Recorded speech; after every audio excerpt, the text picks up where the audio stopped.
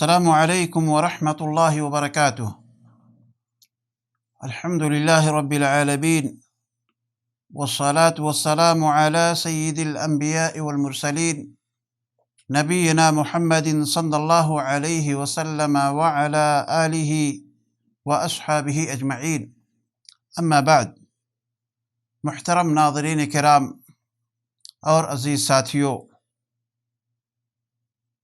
اللہ رب العالمین کا فضل و احسان ہے اور اس کا کرم ہے کہ ہم تمام انسانوں کو، ہم تمام مسلمانوں کو اللہ تعالیٰ نے ماہ ذی الحجہ کے ابتدائی ایام عطا فرمائے اور ان ایام کے اندر ہمیں اعمال صالحہ کرنے کی توفیق عطا فرمائی۔ انہی اعمال صالحہ میں سے ایک عمل صالح یہ بھی ہے کہ ہم اور آپ یوم عرفہ کے دن روزہ رکھیں۔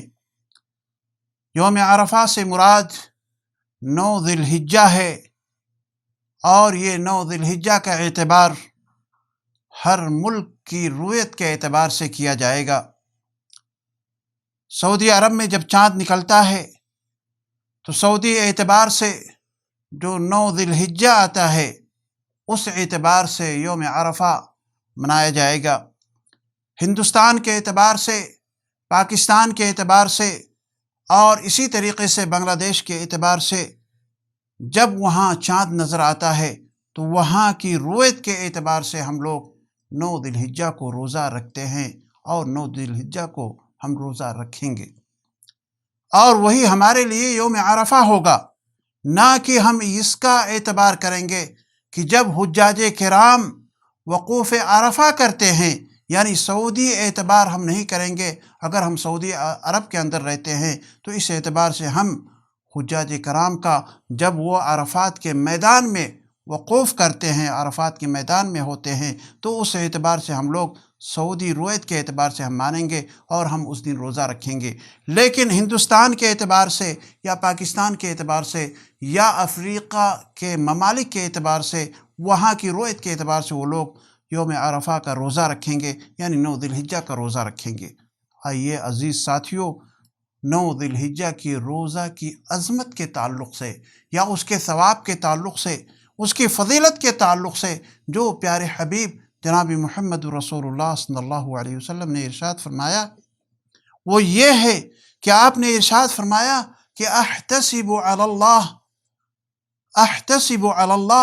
ان یکفر السنة التي قبله والسنة التي بعده، رواہ مسلم۔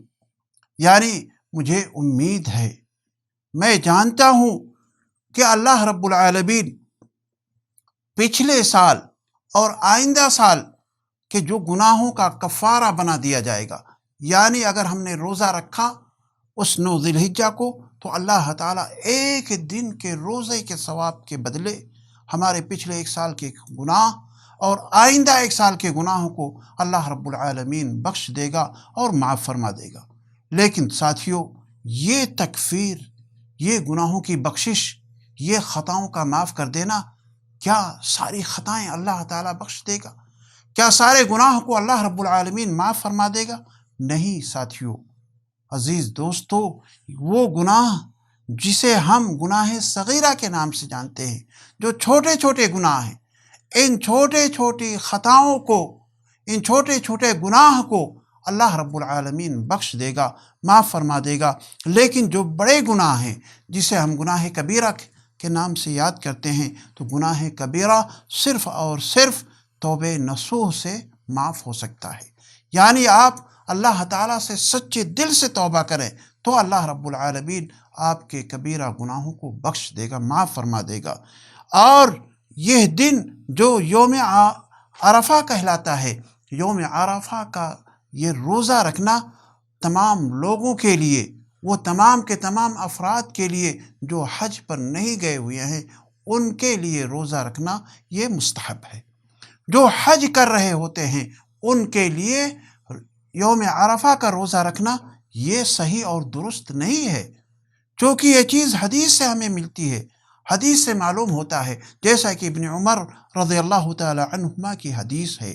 وہ بیان کرتے ہیں کہ میں نے رسول اکرم جناب محمد رسول اللہ صلی اللہ علیہ وسلم کے ساتھ حج کیا، آپ نے عرفہ کے دن روزہ نہیں رکھا، اسی طریقے سے ہم نے سب سے پہلے خلیفہ حضرت ابو بکر صدیق رضی اللہ تعالی عنہ کے ساتھ ہم نے حج کیا، آپ نے بھی اس دن روزہ نہیں رکھا۔ اسی طرح حضرت عمر بن خطاب رضی اللہ تعالی عنہ کے ساتھ بھی ہم نے حج کیا، آپ نے بھی اس دن روزہ نہیں رکھا۔ اسی طرح خلیفہ حضرت عثمان بن عفان رضی اللہ تعالی عنہ کے ساتھ ہم نے حج کیا، انہوں نے بھی روزہ نہیں رکھا۔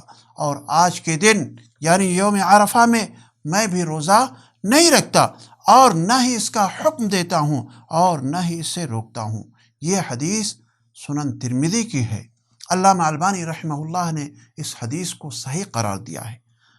اب آپ کو اور ہمیں بھی اور تمام مسلمانوں کو بھی اس پر عمل کرنا چاہیے کہ جو لوگ حج کر رہے ہوتے ہیں وہ لوگ یوم عرفہ کو روزہ نہ رکھیں، اور جو لوگ حج نہیں کر رہے ہوتے ہیں انہیں چاہیے کہ وہ لوگ اس ثواب کو حاصل کرنے کے لیے اور اپنی خطاؤں کی بخشش کے لیے اس دن روزہ رکھنے کا اہتمام کریں۔